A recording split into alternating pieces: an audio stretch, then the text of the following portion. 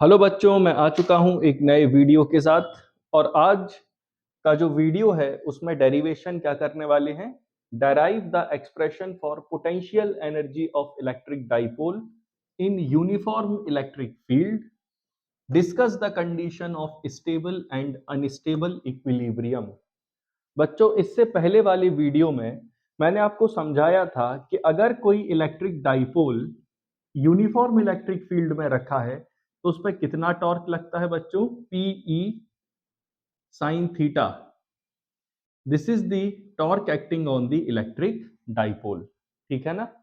अब होता क्या है बच्चों, अगर हम मानते हैं कि इस समय ये डाइपोल इस इलेक्ट्रिक फील्ड के साथ थीटा वन एंगल बना रहा है तो इस पे टॉर्क भी लग रहा होगा tau is equals to P E sine theta one.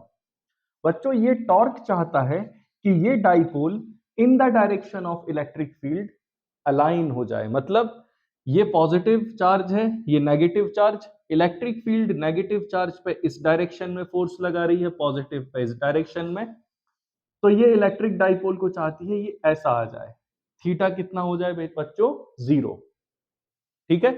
तो इलेक्ट्रिक फील्ड जो इस पर टॉर्क लगा रही है वो टॉर्क चाहेगा कि ये इलेक्ट्रिक डाइपोल कैसा हो जाए, इसमें थीटा कितना बनने लगे, जीरो। ये इसको ऐसा करना चाहेगी। बट अगर मुझे इस इलेक्ट्रिक डाइपोल को एंगल थीटा वन से लेकर के एंगल थीटा टू तक रोटेट कराना है, बात को ध्यान से समझना। अभी एंगल कितना बन रहा है, थीटा वन। अब अगर मुझे इस इलेक्ट्रिक डाइपोल को इस थीटा वन से थीटा टू एंगल तक लेकर के आना है तो कुछ ना कुछ तो वर्क करना पड़ेगा। बच्चों, वही वर्क इसमें स्टोर हो जाएगा in the form of potential energy. क्या है, इस डाइपोल को इलेक्ट्रिक फील्ड में रोटेट कराने में जो वर्क किया जाता है वही वर्क इसमें काय के फॉर्म में स्टोर होता है, पोटेंशियल एनर्जी के फॉर्म में। तो लिखते हैं पोटेंशियल एनर्जी ऑफ डाइपोल में work done to rotate the dipole from theta one angle to theta two angle will store as a potential energy in dipole। तो बच्चों, अगर हम वर्क डन कैलकुलेट कर सकते हैं तो हम क्या कैलकुलेट करेंगे, एक्चुअल में पोटेंशियल एनर्जी। क्योंकि वर्क डन किसके बराबर होगा, पोटेंशियल एनर्जी के बराबर। तो बच्चों, टोटल वर्क डन कैलकुलेट करना है कहां से लेके कहां तक, थीटा वन से लेकर के थीटा टू तक।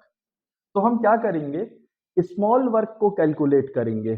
किसको कैलकुलेट कर लेंगे, small work D W calculate करेंगे और उस वर्क को इंटीग्रेट करेंगे थीटा वन से लेकर के थीटा टू तक। तो सबसे पहले क्या लिखेंगे, small work done, small work done to rotate the dipole. तो D W is equals to होगा बच्चों टाउ डी थीटा। बच्चों, जब हम लीनियर डिस्प्लेसमेंट की बात करते हैं तो हम वर्क डन का फॉर्मूला क्या लिख सकते हैं, d W is equals to F d x. वैसे ही जब किसी चीज को रोटेट किया जाता है तो फोर्स की जगह हम क्या ले लेते हैं, टाउ, दैट इज टॉर्क। और लीनियर डिस्प्लेसमेंट की जगह क्या ले लेते हैं, एंगुलर डिस्प्लेसमेंट, तो टाउ डी थीटा। ठीक है। अब d W is equals to tau की जगह क्या लिख सकते हैं बेटा, P E sine theta D theta. हमने मान लिया कि किसी भी एंगल थीटा पे, किसी भी एंगल थीटा पे जिस पे टॉर्क लग रहा है वो कितना है, P E sine theta D theta. तो ये हो गया आपका small work done, d W कितना आया, P E sine theta D theta. अब टोटल वर्क कैलकुलेट करना है डब्ल्यू, तो इंटीग्रेशन कर देंगे डी डब्ल्यू का। ठीक है। और लिमिट क्या लेंगे, थीटा वन से थीटा टू, तो PE sine theta D theta from θ1 to θ2।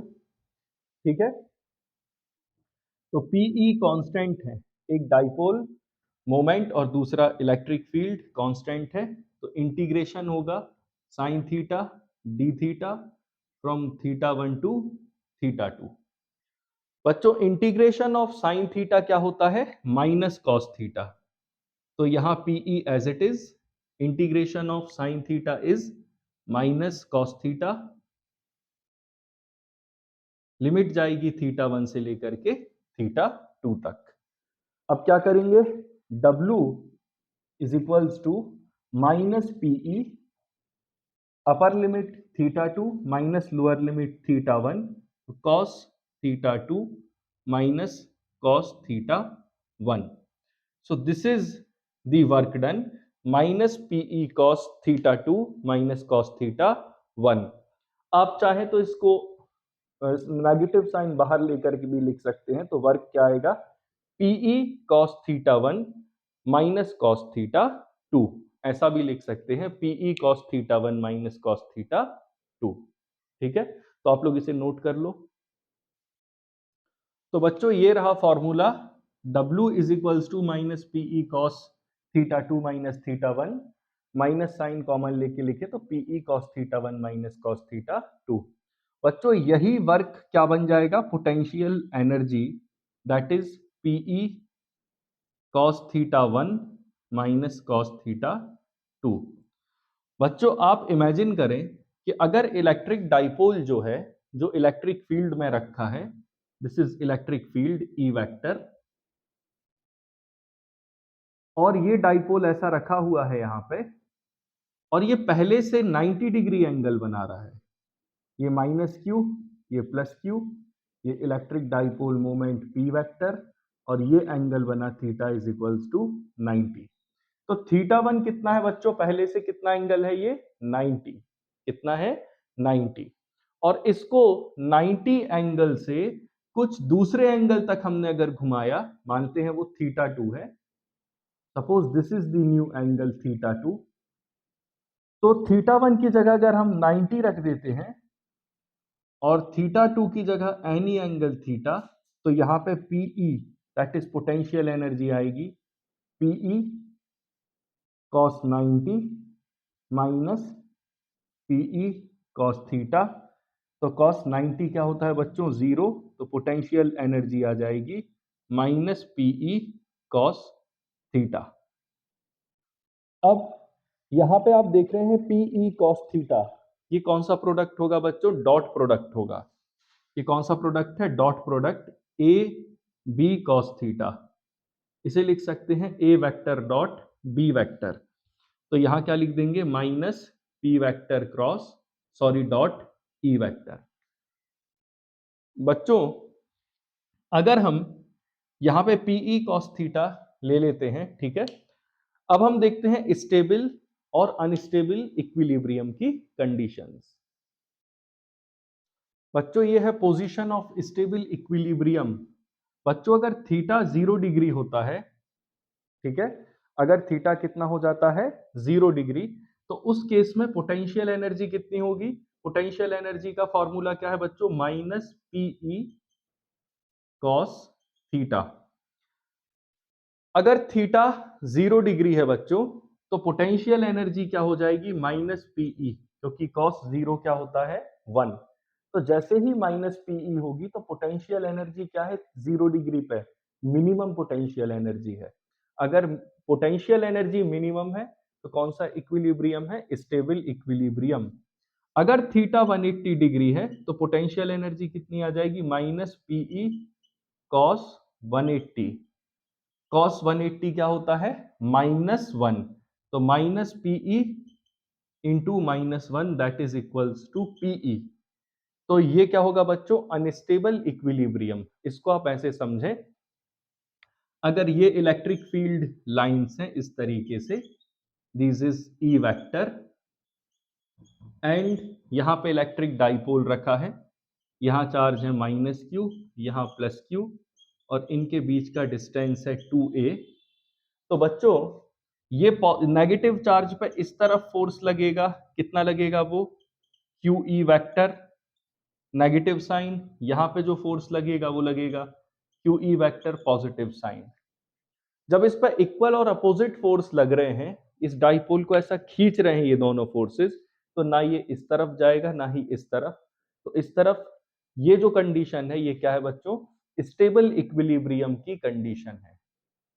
इस समय जो इसकी पोटेंशियल एनर्जी है वो है मिनिमम। लेकिन अगर यही डाइपोल इस तरीके से रखा है, मैं बनाता हूं डायग्राम, ये प्लस क्यू, ये माइनस क्यू, ठीक है। तो इस तरफ फोर्स लगेगा क्यू ई वेक्टर, इस तरफ फोर्स लगेगा क्यू ई वेक्टर, और इनके बीच का डिस्टेंस कितना हो जाएगा 2a, ठीक है। तो एक फोर्स इस तरफ, दूसरा इस तरफ। तो क्या होगा, अगर आप इस पेन को देखो बच्चों ऐसा खींच रहे हो इस तरफ और इस तरफ, तो क्या होगा, ये बैलेंस्ड कंडीशन है। लेकिन आप इसको ऐसा दबा रहे हो, तो अगर थोड़ा सा भी आपने फोर्स लगाया, क्योंकि ये फोर्स यहां लग रहा है ये, और अगर ये थोड़ा सा भी आप देखेंगे तो ये ऐसा रोटेट कर जाएगा। अगर आप इसको थोड़ा सा भी डिस्टर्ब कर देंगे तो ये क्या कर जाएगा, रोटेट। इस कंडीशन में जो इलेक्ट्रिक डाइपोल है ये अनस्टेबल कंडीशन में है, अनस्टेबल इक्विलिब्रियम में है। तो आपको आई होप ये पूरा समझ आया होगा बच्चों। ये डेरिवेशन बहुत अच्छे से करना, क्योंकि ये सीबीएसई के लिए बहुत इंपॉर्टेंट है। सो अगर आपको चैनल पसंद आया है तो लाइक करें, शेयर करें एंड सब्सक्राइब करें।